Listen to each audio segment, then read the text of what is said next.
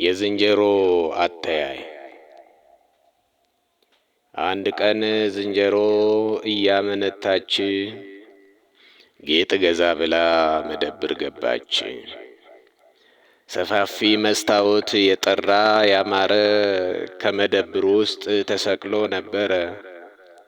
መለስ ቀለስ ብላ ዕቃ ስታማርጥ መልኳን አገኘችው ከመስታወቱ ውስጥ። ኋላም በመደነቅ እንዲህ ተናገረች፣ ወደ መስታወቱ ትኩር ብላ እያየች። ይህች ምንድናት? አስቀያሚ ፍጥረት! ለአስተያየት እንኳ ጥቂት የላት እፍረት። አጉል የተሰራች ሰው አይሏት አውሬ፣ አይቻት አላውቅም እኔስ ያለ ዛሬ። እንዴት ያስቀይማል የደረቷ ቅላት! ከጅራቷ በታች ደግሞስ ምን መለጣት! ምን ነው በቀረባት ጥንቱን ባትፈጠር!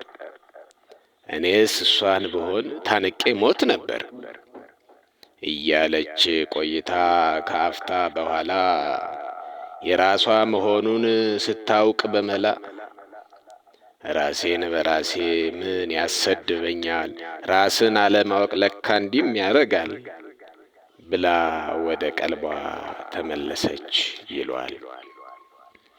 ታዲያ የሰው ልጆች ዛሬ ላይ ያለነው አንዱ በሌላኛው የምንጠቋቆመው ጣት መቀሳሰሩን ወደ ጎን ትተን የአንተኛው ድካም የኔ ነው ካላለን እኛስ ከዝንጀሮ በምኑ ተሻለን?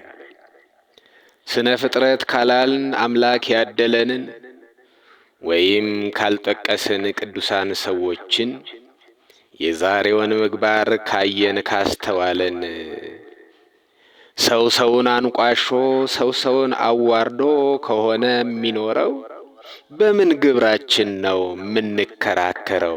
ምናልባትም እኮ ሳይንስ እውነቱን ነው ሰውና ዝንጀሮ አንድ ነው የሚለው። እንደ ሰው ሰው ሆነን ለመኖር አንድ ላይ ቢቀር መልካም ነበር የዝንጀሮ አተያይ። ከጥንት የተገኘ ትንሽ ሐሳብ የተጨመረበት ህዳር 2018 ዓመተ ምህረት አዲስ አበባ ኢትዮጵያ።